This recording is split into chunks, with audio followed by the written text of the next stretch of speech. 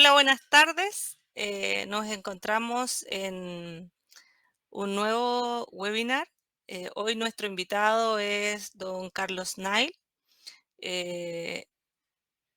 Hoy comentaremos un tema muy importante que son las lecciones aprendidas y cómo se vivió la experiencia del terremoto en Haití, donde Carlos participó directamente de esta emergencia. Así que sin más preámbulos y información, vamos a dejar a Carlos para que nos cuente cuál fue su experiencia y cómo se manejó la emergencia directamente in situ eh, en el momento. Son ya 14 años en Naciones Unidas. 7 de ellos los pasé en diferentes países en África, donde realmente uno vive la experiencia de estar realmente en terreno, donde las condiciones son todas adversas y hay que actuar, hay que ejecutar los programas. Y en esta oportunidad estábamos esperando, yo estaba en El Salvador, hasta que se produjo este terremoto ya en Haití y de la dirección regional en Panamá, ¿cierto? Me dice que me traslade en forma urgente a Haití, ¿ya? Porque no solamente tuvimos un terremoto, sino que tuvimos después del terremoto, un par de días después, tuvimos una tormenta tropical. O sea, un país que ya estaba en emergencia, tuvo una emergencia y después vino otra emergencia más. Por lo tanto, nos vimos en la necesidad de aumentar nuestra presencia en todo el cono sur, en la parte sur de ese país, para poder tener una buena respuesta ante la gente que estaba sufriendo. Quiero partir, ¿cierto?, explicando algunas cosas que son fáciles de ubicar, pero me pasa muchas veces en Chile que todo el mundo dice Haití, pero no conoce muchos detalles de Haití. ¿Ya? Sí, por favor. Sí, sí, sí, soy chileno. Perdón, no lo aclaré. En todo caso, por el acento lo sacas de inmediato. Sí. ¿Te das cuenta? Entonces, algunos pequeños detalles de Haití, ¿cierto? Haití es uno de los 13 países que forman América Insular. Su capital es Puerto Príncipe, la superficie 27.750 kilómetros cuadrados. Forma parte del continente de Norteamérica. La población son 11.4 millones de habitantes, de acuerdo al censo que tuvieron el año 2002. Su moneda es el gurdé, y ellos hablan criollo haitiano o creol, y también hablan francés. Si usted te das cuenta, a mano derecha, que es muy importante visualizar este mapa porque Haití es una isla, ¿cierto? Está ubicada en el mismo lugar donde comparte terreno con República Dominicana. Haití es del lado izquierdo y la República Dominicana está al lado derecho. Eh, Acá podemos ver la capital, Puerto Príncipe, y se ve todo ese Cayo al sur, ya que es el lugar que nos convoca. Ahí fue el epicentro del terremoto y ahí fue donde se sufrieron todos los daños a raíz de este terremoto y posterior tormenta tropical. Ya hago esta aclaración porque es muy importante tenerlo presente para la explicación que voy a dar un poco más adelante. Mucha gente me dice, pero bien, comparte isla con República Dominicana, pero no sabe dónde están ubicados. Si te das cuenta, en este mapa tenemos arriba Estados Unidos, Miami, Florida, un poco más abajo está Cuba, todo ese cordón de ahí es Cuba, y le continúa, ¿cierto?, ese cordón, la isla de las cuales yo estoy hablando en este momento. Está en pleno mar Caribe, es un país precioso, pero como les digo, con terribles problemas sociales, políticos y también económicos. ¿Ya? Puse este mapa para que ustedes se den cuenta más o menos dónde está ubicado este hermoso país que se llama Haití.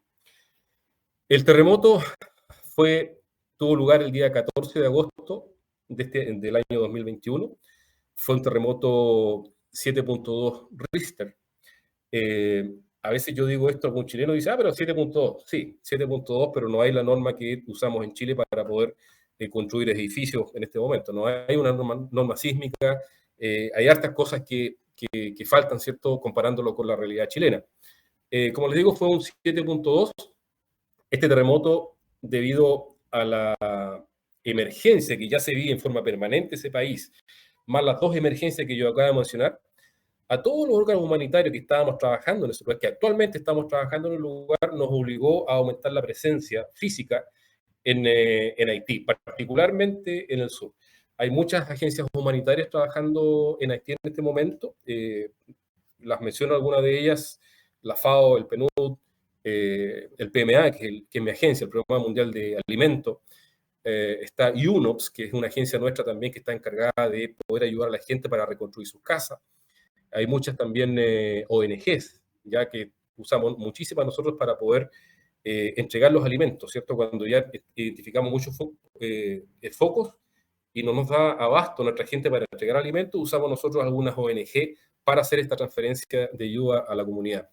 Entonces, la presencia humanitaria en el país cambió de la noche a la mañana. Teníamos prácticamente unas 5 o 6 veces más de lo que habitualmente teníamos. Ya les voy a explicar un poco más adelante cómo aumentó, en nuestro caso, nuestra presencia en el sur de Haití, en ese callo que yo les mostré recién en el mapa. El primer reporte decía que tuvimos 2.200 personas fallecidas. Yo quise incluir la foto que están ustedes viendo en este momento a mano derecha, porque mucha de esta gente falleció en sus casas, falleció levantándose, algunos estaban cocinando, esto fue en la mañana, alrededor de las 8 de la mañana.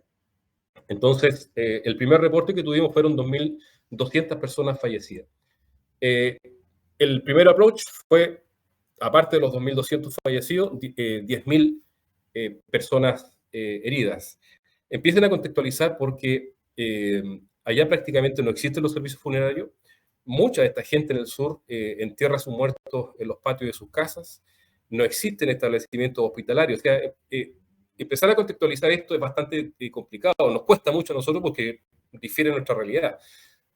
Un montón de gente fallecida y muchísimos heridos donde no hay dónde tratarlos. ¿Ya? Voy a incluir algunas fotos más adelante para que se den cuenta la expresión de la gente cuando nos veían llegar. Como les decía antes también, después del terremoto, un par de días después hubo una tormenta tropical terrible. De hecho, cuando estábamos allá hubo algunas frentes de mal tiempo donde realmente se siente no solo la lluvia, sino que una tormenta eléctrica, donde realmente da miedo estar, digamos, a la intemperie cada vez que ocurre este tipo de incidente.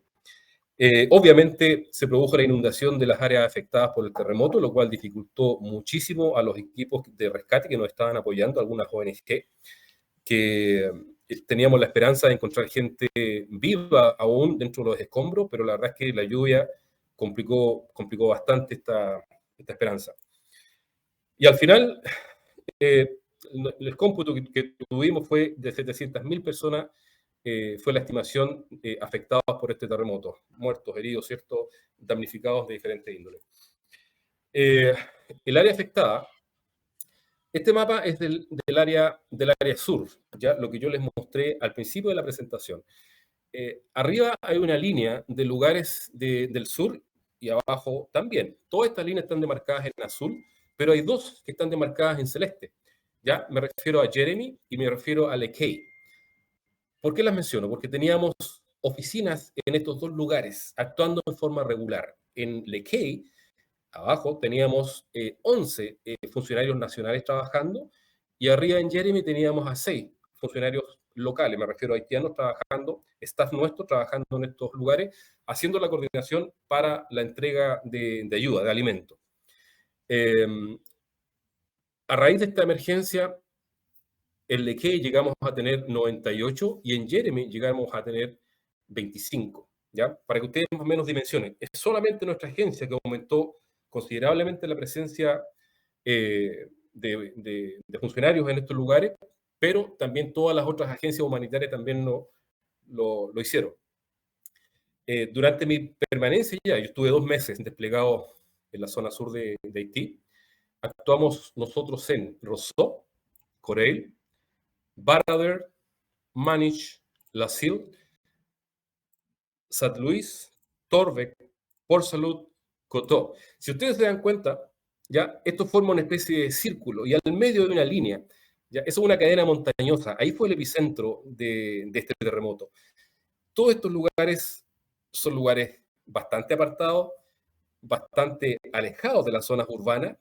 Hay mucha montaña y muchas comunidades muy escondidas, por lo tanto, encontrarlos costaba muchísimo. Y ese era el gran desafío en términos logísticos, en términos de seguridad, ¿ya? Y después para poder llegar toda la ayuda a estos lugares. Pues la verdad es que el acceso era bastante complicado, no solamente desde el punto de vista logístico, sino también la coordinación de seguridad, ya que muchos de estos lugares están dominados por bandas criminales. ¿Ya? Les recuerdo que Haití, el tema de los secuestros, los ataques por parte de algunas bandas criminales es un tema muy, muy serio. Ya lo voy a mencionar un poco más adelante también. Como les dije, yo soy el jefe de seguridad del Programa Mundial de Alimentos en Centroamérica. Por lo tanto, yo fui citado allá para prestar seguridad a todas nuestras operaciones en esta parte sur de Haití. ¿Cómo lo hicimos? Asesorando primero a los encargados de la emergencia, ya en todos los relativos aspectos de seguridad. Mucha gente me pregunta, ¿pero qué tanto? La verdad es que es bastante, porque cada vez que identificábamos un lugar, por ejemplo, para ir a entregar ayuda humanitaria, hay que entrevistar a los líderes comunitarios, hay que saber cuáles son las bandas criminales que dominan esa región, hay que hacer la coordinación con ellos, ¿cierto? Ver si el ambiente está para poder llevar ayuda, hacer un monitoreo permanente, estar con las comunicaciones alerta siempre. Tomemos en consideración que dada la geografía de esa parte de Haití, las comunicaciones convencionales no funcionan, los teléfonos celulares simplemente no funcionan, las comunicaciones de HF, nada que decir, tampoco funcionan, ¿ya? Pero logramos hacerlo a través de un sistema satelital, ¿ya? Se llama el PTT satelital, que aparte de poder comunicarnos, nos da la posibilidad también de poder monitorear en tiempo real dónde está cada uno de nuestros equipos. Entonces, esta coordinación de emergencia, ¿cierto? Todas estas tareas se las entregamos a quienes estaban encargados en ese momento de la operación en el sur de Haití. La otra de las tareas era la seguridad de nuestro staff, con énfasis en el personal femenino. Esto es tremendamente importante para nosotros porque significa no solamente registrar sus teléfonos, sino también georreferenciarlos a ellos y establecer un plan de evacuación en el caso necesario. Nos ha pasado muchísimas veces en algunos otros países, de hecho, donde yo venía ahora en Sudán, ya lo han hecho un par de veces a raíz de un golpe de Estado que hubo allá, lo estamos haciendo ahora también en Etiopía. Entonces, lo que hay que hacer cada vez que uno va a reaccionar ante este tipo de emergencia es establecer de inmediato cuál va a ser nuestro plan de evacuación en el caso necesario con nuestro staff. ¿Ya? Por lo tanto, no fue la excepción, hicimos este plan, incluso identificamos algunos lugares como helipuertos para poder evacuar a través de nuestros helicópteros ahí en Haití. No fue necesario, afortunadamente, por lo tanto, nosotros seguimos trabajando ahí. Ahí lo que les hablaba recién, la ubicación del staff es tremendamente importante y el seguimiento absolutamente de todas nuestras operaciones, ¿cierto? Y vehículos en forma diaria. No descansábamos hasta que el último staff nuestro, el último vehículo, la última patrulla, llegaba de vuelta a nuestro campamento. Era muy importante las instrucciones a los conductores. El conductor es una pieza clave para nosotros, por lo tanto hay entrenamientos especiales diseñados por Naciones Unidas, no solamente de conducción, no solamente de precaución, sino que también de comunicaciones y cómo reaccionar ante alguna emergencia. Las comunicaciones de emergencia, yo les voy a mostrar un par de fotos de los equipos que ya les mencioné, que eran una maravilla, nos permitían hablar con nuestras gentes absolutamente desde todos lados. Acá está lo que yo le estaba hablando, ¿cierto? A la derecha de arriba estamos dándole capacitación a una de nuestras conductoras. Esa es una de los vehículos utilizados por nosotros. Actualmente usamos ese Toyota Land Cruiser. Siempre con un equipo de emergencia arriba. Ahí arriba ven una jerrycan, el neumático repuesto, adentro de equipamiento de primeros auxilios. El equipo de comunicación satelital también está instalado en ese vehículo. Bájala. Y en la fotografía de abajo es donde ustedes pueden ver el equipo de comunicación, los handsets, en forma individual. Teníamos, creo que 40 de esos los estábamos ocupando en todos nuestros equipos de trabajo en terreno. Carlos, una pregunta. ¿Y en los equipos, en los móviles, ustedes, de cuántas personas andan en los equipos? Porque solo me imagino que no andan. No. Y sobre todo si andan como en pareja o más de 3, o cómo se van turnando o se van haciendo puntos de control como para reunirse también? Mm. Mira, yo les voy a mostrar una planificación un poco más adelante. Es una pizarra blanca donde sale el nombre de los equipos. Habitualmente mandábamos o 3 o 4 personas Ya. a estos lugares. ¿Ya? Cada uno de ellos tiene un call sign, es Ujú. una clave radial. Todos tienen el equipo radial, sabíamos dónde estaban ubicados en forma permanente y ellos, esas 4 personas, 3 o 4 personas, son los que coordinaban la entrega de ayuda, de alimentos, en todos los lugares que habíamos identificado previamente.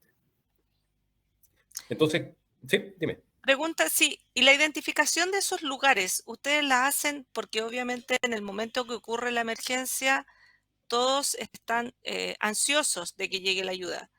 Pero, ¿cómo se hace esa identificación de ubicación? A lo mejor me estoy adelantando a la respuesta, pero también quizás es importante conocer la identificación de los puntos de ayuda y que no se entorpezca con los otros sistemas de Sí, ONG que existen en el sector, porque si no es como duplicar la ayuda y quizás dejar a otras áreas sin ayuda. sí, mira, en todos estos países donde se decretan emergencias, siempre hay un coordinador humanitario. Ujú. Habitualmente es la persona de más alto rango en Naciones Unidas y es el encargado de reunirse en forma semanal con todos los organismos humanitarios para evitar lo que tú acabas de mencionar, esta duplicidad de actuaciones en algunos lugares. Primero. Segundo, nosotros trabajamos con mucho staff local y siempre estamos en contacto con líderes comunitarios. A través de estos líderes comunitarios y a través de nuestro staff local, nosotros podemos saber dónde están las áreas más afectadas, en este caso por el terremoto allá en Haití. Y un poco más adelante voy a explicar cómo es este proceso. Tengo una lámina especial donde Ya, digo súper, el resto de la respuesta. ¿Ya? Entonces, gracias. yo les decía, mira, este equipo de comunicación realmente es una maravilla. Lo instalamos ustedes preguntarán, satelital, no hay que tener techo, efectivamente, pero esta radio, en la oficina, por ejemplo, teníamos un transceptor conectado a una antena Pasa, afuera, hija. por lo tanto podíamos hablar desde adentro. Y en cada uno de nuestros vehículos también lo instalamos con una antena magnética, por lo tanto el conductor podía conversar a través de su ¿Qué radio, pasa? ¿cierto? Desde adentro, o sea, no era necesario estar a la intemperie con ¿Ah? 35, 38 grados de calor, sino que adentro de su vehículo Sí, pues, cómodamente, ¿cierto? Transmitiendo todas las novedades que pudiesen pasar mientras estábamos nosotros desarrollando algún tipo de operativo en terreno. Eh, Otra de las tareas que nosotros realizamos en esta fotografía, ustedes ven a la izquierda gente con una polera azul, con un logo en el pecho y otro logo en el brazo. Ese WFP, ¿ya? WFP, que es la sigla de nuestra agencia, y de las personas que están sentadas a mano derecha son miembros de una ONG. Y esa ONG era una de todas las que nos estaban cooperando en la entrega de alimentos. ¿Ya? Y en este caso estábamos dando una charla de la seguridad mientras se desarrolla esta entrega de alimentos. Ustedes me preguntarán, ¿pero qué tiene ¿cómo? de malo entregar alimentos? La verdad es que Sí. no tiene nada de malo, pero muchas veces, casi Si tú todas me las once veces, con la pizza no afuera, era pues, posible me tomo un cubrir al tecito. 100% de la gente. ¿Viste? ¿Ya? Eh, mm, Ya, hija, no me molestes que estoy sí, ocupado sí, ahora. sí, sí.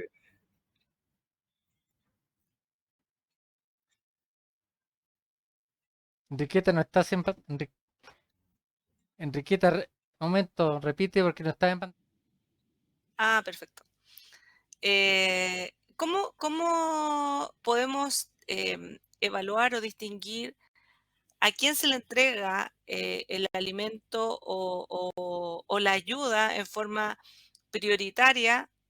Porque tenemos claro que en una emergencia de este tipo y bajo las condiciones en que se encontraba Haití o que se encuentra actualmente, obviamente todos quieren recibir la ayuda de primera Mm, inmediatamente, digamos. Entonces, ¿cómo se exacto. hace o cómo ustedes tratan de resolver quizás esta priorización de entrega? Sí, mira, los líderes comunitarios son una pieza clave, en todo sentido. Estas personas nos decían, tengo este listado de personas vulnerables.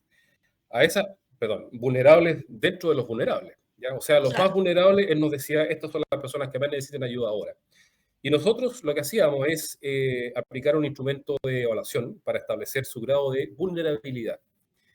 Y a los más vulnerables, dentro de los vulnerables, se hace un listado, se le entrega una identificación y después se pacta el día en que le vamos a entregar la comida o el dinero que entregamos. Entonces, yo lo que no pago más y como les digo, esta clase que estábamos haciendo ahí es seguridad en los puntos de entrega, porque solía suceder muy a menudo que cuando ya estamos a punto de finalizar una entrega, toda la gente que no fue incluida, incluso gente de otras comunidades, llegaba a estos lugares a tomar lo suyo, ¿ya? Y no solamente a pedirlo, sino que a saquear.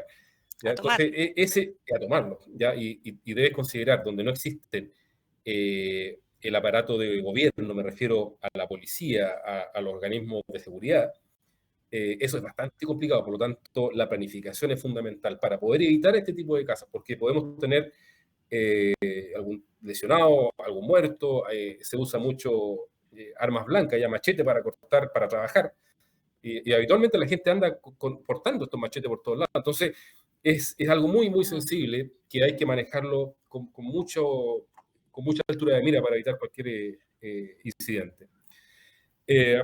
Aquí ya comienzo a decir lo que fueron las labores humanitarias. Esta foto del costado izquierdo corresponde a una fotografía que yo la tomé recién llegados a una parte muy, muy alejada, donde la gente nos miraba y no entendía qué pasaba. Sabía que era buena nuestra presencia, pero le costaba asimilar que estábamos ahí. Ya vas a ver las expresiones de la gente, porque la verdad es que eso marca muchísimo, y quien no entienda eso como humanitario, la verdad es que debería dedicarse a otra cosa. La verdad es que esa es la esencia del trabajador humanitario.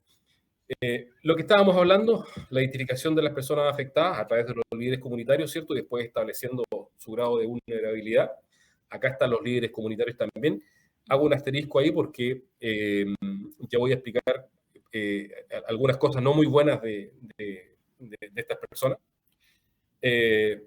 Identificación también de las personas afectadas. A ellos lo registramos en un sistema computacional que se llama Scope. Ya van a ver una fotografía de esto. Básicamente es registrarlo dentro del sistema, le entregamos una identificación y después sabemos quién es para cuando esa persona, en forma personal, vaya a buscar su ayuda. Aquí está la herramienta que yo te estaba mencionando delante, establecimiento de la vulnerabilidad. Y después hacemos, ¿cierto?, el listado de personas afectadas, las cuales van a ser beneficiadas con nuestra ayuda. Y de Mira esta área de inmediato aquí estoy hacíamos trabajando. esta ¿Ya? planificación de la distribución de ayuda. No es fácil porque estábamos en el sur, acuérdense. Estábamos actuando en Lekey, en Jeremy. No teníamos una bodega llena, por lo tanto hay que ser muy, muy meticuloso para poder planificar, porque si estamos entregando alimento a 3.000 personas, y si me falta alimento, debo hacer la logística, traerlo a Puerto Príncipe, pasar a algunos lugares donde está dominado por las bandas criminales, me refiero. Entonces, el tema de planificación es tremendamente importante y muy sensible además. ¿Cómo se abastecen ustedes para entregarle ayuda a estas personas? ¿Cómo funciona el abastecimiento En estos dos directo? lugares que yo mencioné al principio, en Lekey, en Jeremy, Ujú, tenemos bodegas. Son ya, bodegas, esta típica carpa bien gruesa, son bastante grandes, donde nosotros proyectamos cuánta gente vamos a ayudar, lo pedíamos a Puerto Príncipe. Puerto Príncipe nos envía las ayudas por tierra. Y Puerto Príncipe tiene una tremenda bodega muy grande. Ellos se abastecen a través de barcos, ¿cierto?, que vienen de ya. afuera, habitualmente lo mandan desde Dubái. Pero ese es más o menos el sistema. Y el sistema logístico dentro de Haití, eso es otro tema también, porque el movimiento dentro del país es muy, muy complicado. Hoy día, sobre todo, es muy, muy complicado desde el punto de vista de seguridad. Esto es lo que nosotros hacemos. Habitualmente eran 5 sesiones de ayuda, 3 de ellas de alimento y 2 de ellas de cash, de dinero. Ah, ¿Ya? No sé si tienes alguna pregunta. Yo sé que siempre salen preguntas cuando yo menciono este punto. Sí, porque el catch, el dinero Sí. específicamente para ello, o sea, ¿cómo determinas el monto? O sea, normalmente uno asume que es alimento y tú entregas el alimento como tal. Quizás el dinero les puede servir para transar ciertas cosas entre ellos mismos, quizás, pero ¿podrías explicarnos un poco más Sí. ahí cómo funciona la línea del catch? Sí, mira, en cuanto a los alimentos, nosotros entregamos raciones de aceite, lentejas, arroz, azúcar.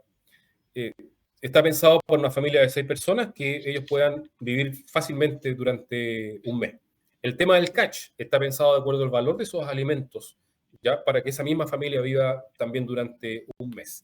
El cash a veces lo entregamos en dinero en efectivo, otras veces por transacción bancaria, u otras veces por un cupón. Cuando hay un supermercado grande y tiene los alimentos que la gente necesita, simplemente le entregamos un cupón, ya le pagamos al almacén o al supermercado, y la gente va y retira todos sus alimentos.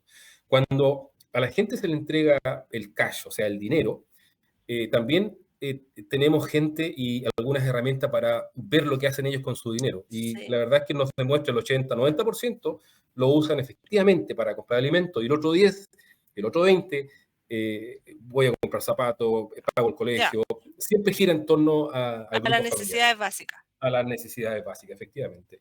Claro, porque existe el riesgo que lo puedan ocupar en otro tipo de cosas. Mira, yo esto le hice un seguimiento, tanto aquí en Haití y también lo hice en Darfur, en Sudán.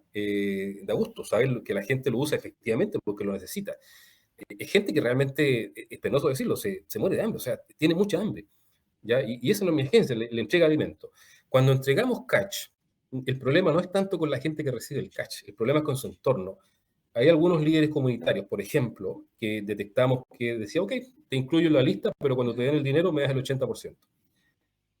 Entonces, el seguimiento, el monitoreo, la planificación debe ser muy, muy meticulosa para tratar de evitar esto, ¿ya? Y ayudar a la persona que realmente lo necesita. ¿Ya? Es un tema súper sensible, Sí. pero también ahí va mucho el profesionalismo de toda la gente, de los humanitarios que estamos trabajando ahí para tratar de evitar esto y que la ayuda llegue efectivamente a la gente que lo necesita. Sí, además que la gente también se hace responsable y asume que lo están ayudando, digamos. Mira, es muy lindo ver la expresión de la gente recibir ayuda, ¿no? Mira, no es digno decir que la gente se muere de hambre, pero si no estuviéramos No, ahí, es la verdad es literal. que es claro. Pero ver esa reacción, ver a esa gente, cara de esperanza, muchas veces nosotros hacemos contratamos gente que es, por ejemplo, mira esta bodega que tenemos ahí. Esta es una de las bodegas que estoy hablando. Esta es una bodega ubicada en Lequey. Creo que teníamos 4 de estas ahí. Lo que tú ves ahí son gente local, ¿ya? Que nosotros nos instalamos, identificamos, hicimos un rápido un rápido análisis de la gente que estaba ahí y los contratamos. O sea, son trabajadores que tienen trabajo, que tienen un salario y tienen comida gracias a la presencia nuestra en este lugar. ¿Ya? Eso es un beneficio colateral que tenemos ahí. ¿Ya? Entonces, ver esta expresión, ver cómo la comunidad vibra cada vez que nosotros llegamos a estos lugares, eso no tiene precio. Ver el impacto, por ejemplo, nos quedábamos en un hotel, ese hotel hizo un muy buen negocio con nosotros. Eh, el conductor, el guardia, toda esa gente no tenía trabajo hasta que llegó todos los órganos humanitarios a trabajar en esta emergencia. Esto es lo que te explicaba antes, la recepción de los alimentos se hace en Puerto Príncipe, se almacena en las bodegas también allá de Puerto Príncipe, que es la capital, se transporta hacia las áreas afectadas.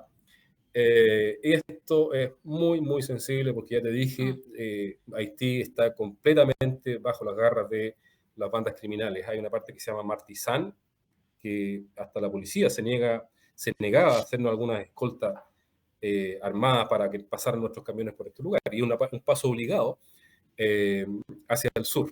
Y esto lo estábamos solucionando, llevamos algunas barcazas y estábamos tratando de evitar esta parte, ¿cierto?, para llevar el alimento por mar. Almacenamiento y distribución hacia los beneficiarios. Ahí está la foto de donde almacenábamos nosotros ahí en el sur. Y después distribuíamos a los beneficiarios a través de esta planificación que hacíamos nosotros en el sur. Carlos, y consulta, Dime. al tener estas bodegas en Puerto Príncipe, ¿el riesgo de saqueo de estas bodegas existía también o no?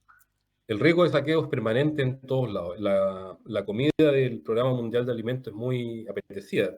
Un ejemplo, en otro país, en Sudán, en North Darfur, hace, no sé, una semana o 2 semanas atrás, toda la comunidad se fue en contra de las Naciones Unidas y saquearon todo, una de las bodegas más grandes del mundo, y se llevaron la comida. Hay medidas de seguridad en forma permanente, pero cuando el riesgo es demasiado alto, simplemente o no actuamos, o si la comunidad se viene hacia nosotros, la idea es que nadie salga herido, o sea, tenemos que proteger a esa gente. No significa que lo estamos autorizando a llevarse las cosas, pero hay que tratar de, bajo todo punto de vista, que ocurra esto, porque si no, se pierde el sentido de ayudar a las personas que están sufriendo. Claro. Mira, aquí yo incluí algunas fotografías cuando estamos identificando personas. La fotografía de la derecha arriba es la que ya te había mostrado. Sí. La de la izquierda es una reacción de felicidad. ¿Ya? Ese bebé nos está mirando, la señora está feliz porque sabe lo que viene. Y si tú ves un poco allá atrás, está el techo en el suelo de su casa. Sí, en ¿Ya? su casa. Perdieron todo. La foto de la derecha, abajo, hay una señora con su bebé. Esta señora, su expresión lo dice todo. Está confundida, pero está feliz, tiene una cara de esperanza, no nos quita la vista de encima, y nos mira para todos lados. Y está sentada sobre los restos de su casa. Todos esos ladrillos que están ahí, eso es lo que quedó de su casa. ¿Ya? Esa señora perdió su marido. Entonces, si tú te das cuenta, yo me atrevería a decir que las pocas pertenencias que tiene están en ese bolsito que está ahí a su espalda. Entonces, eso es lo que nosotros buscamos. Y estas comunidades son muy, muy alejadas. Si alguien no va para allá, la verdad es que pasa desapercibido y nadie los va a ayudar.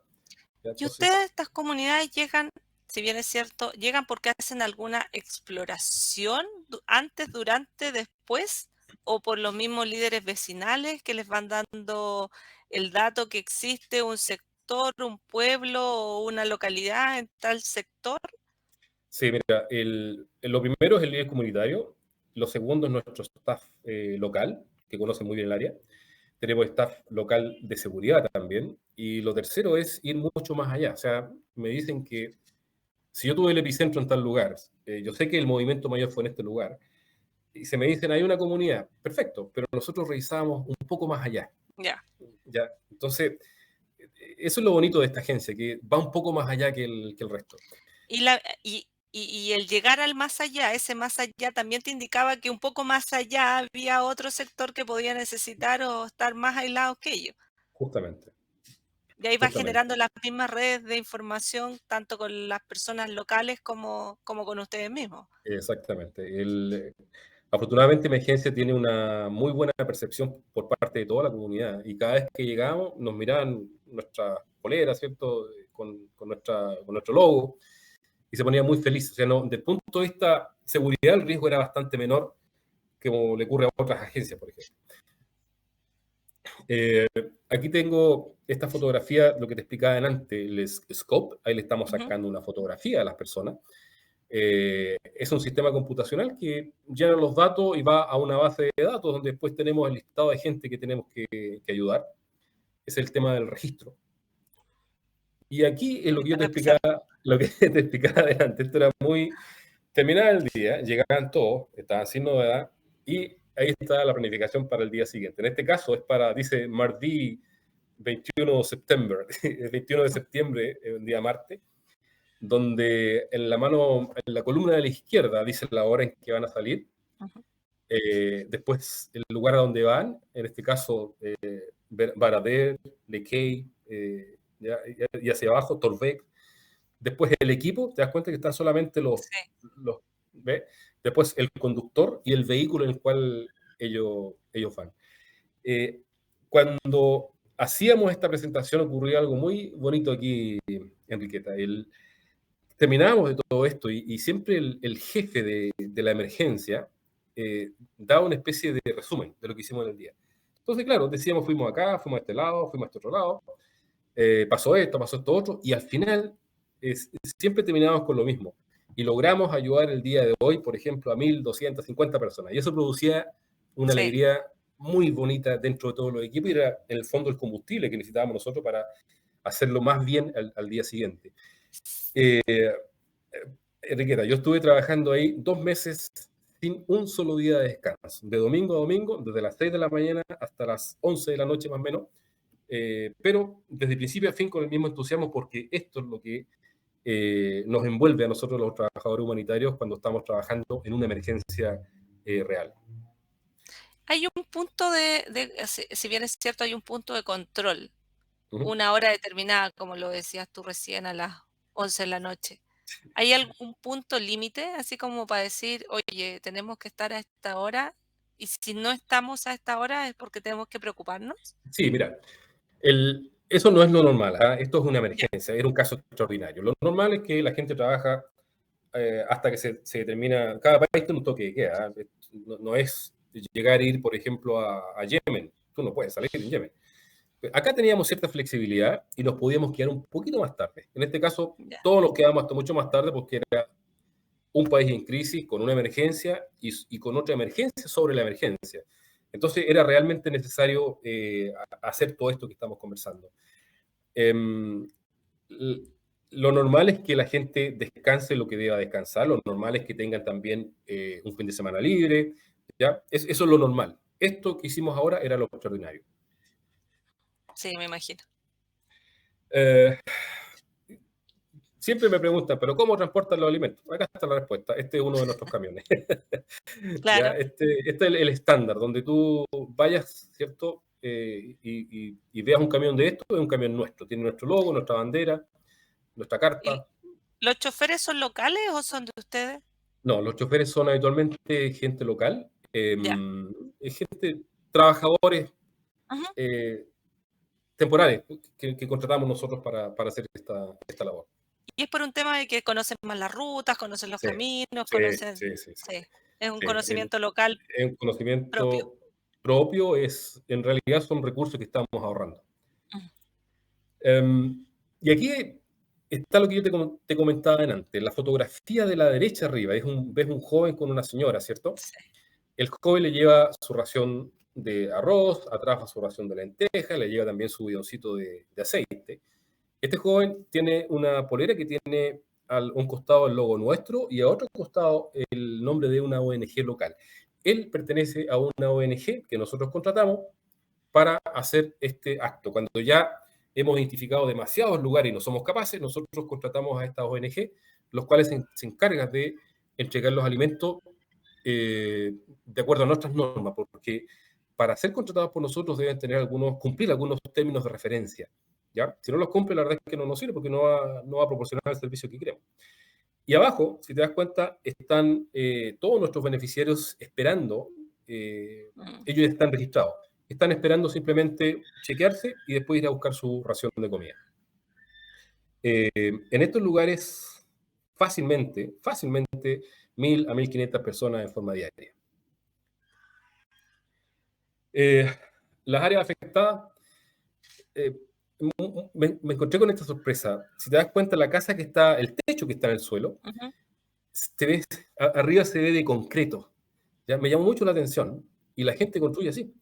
Y bueno, pero ¿por qué? Si ven un temblor y esto se va a caer como se cayó. Y claro, allá están más preocupados de las tormentas tropicales, de los huracanes, que de un terremoto. Entonces, por esta razón, muchos colapsos se produjo por esta circunstancia. Los techos son de Muy hormigón, pesado. demasiado Sí, pesados, no demasiado pesados. resisten. No resiste para nada. Ahí tenemos otra casa, ¿te das cuenta? Eh, Muy frágil las construcciones, pero si te das cuenta el entorno es solo naturaleza. Esto no es una población, no es una villa, es una casa sola, ¿ya? Y la otra, seguramente el vecino debe estar a un par de kilómetros de distancia. Esta gente, la que yo te hacía mención unas láminas atrás, la que nos esforzamos muchísimo por encontrarla y registrarlo y después llevarle toda la ayuda humanitaria, ¿ya?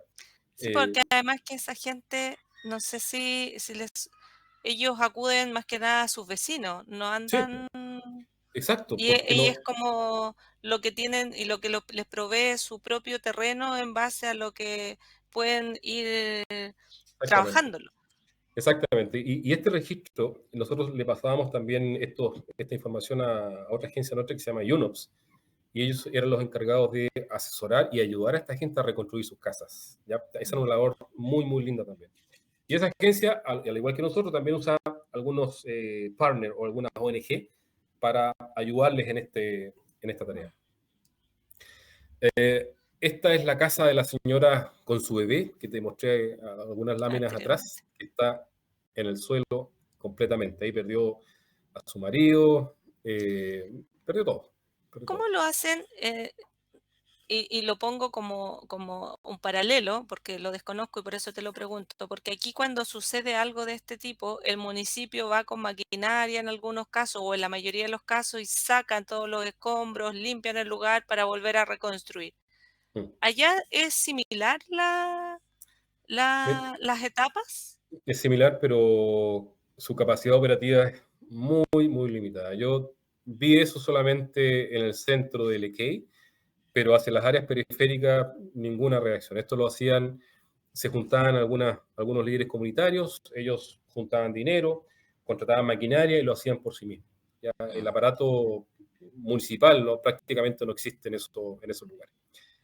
Es fuerte, es triste, pero es Sí. la realidad. O sea, no, lo único que puedes hacer es tratar de hacer bien tu trabajo para poder ayudar a esta gente. O cada uno empezar a levantarse de nuevo Sí, y sí, limpiar, ordenar sí, y efectivamente es lo que se motiva. claro. ¿Cuáles eran los principales desafíos que enfrentamos nosotros en esta emergencia? Lo que te decía adelante, este país es un país en permanente crisis política, social y económica. Basta leer, ¿cierto? Hace unos meses atrás mataron al presidente. Sí. El tema económico es muy fuerte, bandas criminales por todos lados. Los secuestros son un tremendo negocio allá, sobre todo secuestros internacionales. Cuando yo me vine, me secuestrado un bus con 17 norteamericanos, Sí. estadounidenses. Afortunadamente los liberaron hace poco, imagínate, más de 2 meses después, los liberaron. Y claro, ellos secuestran y después piden el rescate. Nuestros movimientos, todos los movimientos que involucran pasar por estos lugares peligrosos, teníamos que hacerlo con escolta armada. ¿Ya? Absolutamente todo. Bandas criminales que dominan la sociedad haitiana, eso está por todos lados. Saqueos y robos, este era otro desafío que había que tratar de evitar simplemente con una buena planificación y obteniendo mucha información de los lugares que íbamos nosotros a actuar. Esto era una preocupación permanente, el tema de los secuestros. El año pasado, antes del terremoto, mucho antes del terremoto, esto fue creo en enero o febrero del año pasado, pasó que llegó una staff de Francia y al día siguiente de haber llegado la secuestraron. Afortunadamente, después de negociar, de ir, teníamos gente muy buena, al cabo de 2 días la liberaron.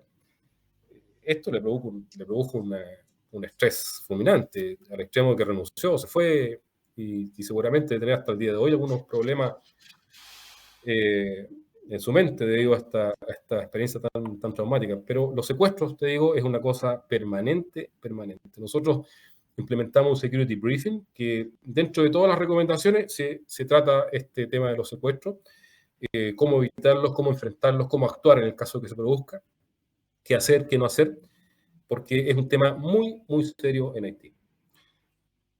Corrupción. Bueno, la corrupción. Te mencionaba antes el tema de los líderes comunitarios.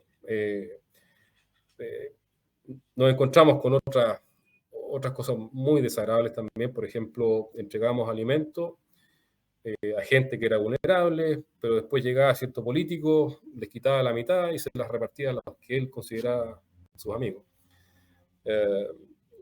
Eso la verdad es que es bastante desagradable y tratábamos también de hacer un seguimiento de tal forma de identificar a esa persona y tratar de sacarlo del escenario humanitario. No, además que yo creo que igual crea una presión sobre la comunidad por el mismo peso que puede tener dentro del entorno, digamos. Sí, sí, sí. Y es lamentable. Es Mm. lamentable porque eh, ahí es cuando uno No es ve, o el sea, objetivo, no es no es el por lo que tú objetivo, estás no. luchando, no es por lo que tú estás trabajando. Exactamente. Si Mm, nuestra comida va a la gente que lo necesita, ¿no? No es para claro, fines políticos. Eh, Intimidación a los beneficiarios, lo que te decía antes, eso sí, de que, ok, te incluyo aquí, pero dame el tanto por ciento, dame claro. parte del alimento. Intimidación por parte de la comunidad también. Por ejemplo, nos pasó una oportunidad, fuimos a un lugar que era muy, muy vulnerable y en el camino de vuelta una comunidad entera nos bloqueó a nuestro equipo. No solo los bloqueó, los retuvo en ese lugar. Entonces, después de negociar con ellos, ¿cierto? Explicarles en qué consistía esto, que ellos también son parte de esta ayuda humanitaria también. Ahí logramos nosotros sacar a esta gente, a nuestra gente, volver y después hacer una planificación para ir a ese lugar. Pero esto también es un tema serio. Sí, complejo. Los resultados, cuando yo me vine, yo me vine de ahí el 10 de octubre del 2021, habíamos ayudado a 250.000 personas, ¿ya? De la forma que yo te lo comenté recién.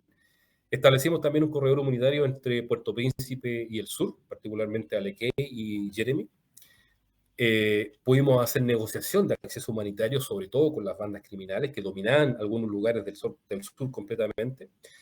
Y también logramos el involucramiento de la comunidad internacional, lo que supuso también lograr muchos más recursos para poder ayudar a toda esta gente que estaba sufriendo ahí en Haití. El día 10 de octubre yo fui requerido para volver a mi región, acá a Centroamérica, porque la verdad es que llegando me fui a recorrer de inmediato todo Centroamérica, y ese fue mi punto seguido, no digo punto final, es mi punto seguido porque también es posible que me manden de nuevo para De allá vuelta. a, a Haití, lo cual lo haría, pero con mucho gusto, porque eso es lo que me motiva a mí para estar trabajando en esta agencia. Bueno, eso es lo que yo quería Hay comentarte. mucho que aprender, hay mucho que conocer, pero me quedan 2 preguntas antes de terminar y Sí, dejarte descansar. sí. La primera es, ¿cómo se mantiene el trabajo en el lugar? Porque si bien es cierto, tú te fuiste en octubre, pero quedó mucho trabajo, como tú mismo lo dices, por hacer. ¿Cómo se Uh-huh. mantiene el trabajo? Mira, Enriqueta, afortunadamente yo puedo decir, mi agencia es una agencia muy poderosa, yo diría que la más poderosa dentro del sistema humanitario. Eh, Nosotros teníamos una oficinita de 11 personas y la agrandamos, llegamos a tener 98. Yo fui como internacional para allá, pero yo me fui de ahí y después llegó otro internacional. ¿Ya? Ya, Mi agencia puede tomar un internacional, incluso llevaron a un uruguayo que ya estaba retirado, lo contrataron como consultor y él se fue a Haití. Y así, o sea, de acuerdo a la necesidad, ¿cierto? Mi agencia toma a alguien de Roma, alguien de por allá, por acá, ¿cierto? Y lo manda a donde esté la emergencia. sí, porque de hecho ahí venía la segunda pregunta que te dije y era, ¿cómo se articulan? Pero que ya me la respondiste. Cuando Sí, hay una emergencia tras otra emergencia o una misma emergencia en el mismo lugar o en sí, otros lugares. Entonces, claro, bajo la sí. administración y la gestión que tiene tu agencia, Ujú. obviamente tienen una capacidad de poder articularse y poder distribuir personal donde se necesite. Efectivamente, si tú te das cuenta en esta fotografía final, este helicóptero es nuestro. ¿Ya? Y así como este helicóptero, allá teníamos operando 2 aeronaves más, dos aviones. O sea, tenemos esa capacidad de ser los primeros en llegar, de establecer una operación en algún lugar prácticamente inaccesible. Y cuando establecemos las bases para el trabajo humanitario, empiezan a llegar el resto de las agencias. ¿Ya? Y como te digo, incluso yo soy parte de un roster y un listado donde yo digo, sí, quiero ser desplegado a alguna emergencia, donde sea, de hasta 9 meses. ¿Ah? Yo puedo estar hasta 9 meses en algún lugar donde me requieran. Y así como yo, hay mucha gente en este listado, por lo tanto, cada vez que se necesita, mi agencia simplemente va, selecciona el nombre, le hace el ofrecimiento, el funcionario acepta y se va desplegado a esos lugares. Pucha, qué que ganas de seguir conversando, que ganas de aprender más, o sea, la experiencia gratificante en el sentido de la ayuda y porque tú sabes que efectivamente le estás entregando ayuda a personas muy vulnerables, pero por otra parte te das cuenta el detalle del trabajo que existe, el análisis y de una u otra manera también el esfuerzo que existe por parte de los equipos en ayudar a las personas que realmente lo necesitan. Y aún así nos damos cuenta día a día que hay muchas personas que necesitan y que nos falta mucho por hacer. Y, bueno, Chile lo conoce, pero por lo que tú nos puedes contar, tenemos una preparación distinta, Sí. tenemos condiciones distintas. Hay algunas cosas que se parecen, pero, pero es muy gratificante la experiencia que tú nos cuentas y te lo agradezco demasiado y creo que va a ser un tema para seguir abordándolo y quizás empezar esto mismo te permite a ti o te motiva a empezar a buscar más cosas como para poder, de qué manera puedes ayudar al resto, de qué manera puedes ayudar al otro. Entonces, agradezco en nombre de quienes nos ven, de quienes están escuchando o van a escuchar esta presentación, el poder aprender, aunque sea un granito del trabajo que ustedes hacen, que es un trabajo desconocido a veces, porque uno piensa ayuda humanitaria y es como entregar cajas a veces. Y no es eso, hay una logística gigantesca y hay un riesgo para ustedes que es gigantesco también. Entonces, Sí, eso no sí. se conoce. Así que, Carlos, te agradezco infinitamente tu presentación, tu exposición y sobre todo tu experiencia. Así que un agrado, espero tenerte nuevamente conversando de algún otro tema y muchas gracias por toda tu información y conocimiento entregado. Muchas gracias, Enriqueta. Muchas gracias también a Leonardo. Y con todo gusto, yo estoy siempre disponible para poder compartir las experiencias, ¿cierto? Y sobre todo la Fundación UMSAR, Sí. que hace un trabajo bastante considerable, muy, muy importante, el apoyo que están haciendo ellos, todo el entusiasmo que ponen en entrenarse, ¿cierto? En estar preparados para poder cooperar en todo este sistema que está ya implementado en Chile para las emergencias, ¿cierto? Y los desastres. Por mi lado, contento solamente compartir una reflexión. Cuando estaba en Haití o cuando estuve en Sudán, en Darfur o en Etiopía, estos países, incluso en Somalia, yo tuve la misma percepción cada vez que entregábamos alimento y esa sensación, esa emoción del deber cumplido, ver esa cara de felicidad, no deja de emocionar. Yo siempre digo, cuando a un trabajador humanitario no le pase esto, es mejor que ya deje de trabajar como humanitario. La verdad es que ayudar a la gente no tiene precio y es algo que agradezco infinitamente a la vida por darme esta oportunidad de poder hacerlo. Sí, de aquí de la Fundación te damos las gracias y esperemos vernos nuevamente en otro conversatorio Encantado. y con otros participantes también. Así que agradecida y nada, pues seguir aprendiendo cada día. Muy bien, pues un abrazo para ti y un abrazo para todos también en la Fundación UNSAR. Un abrazo, cariños.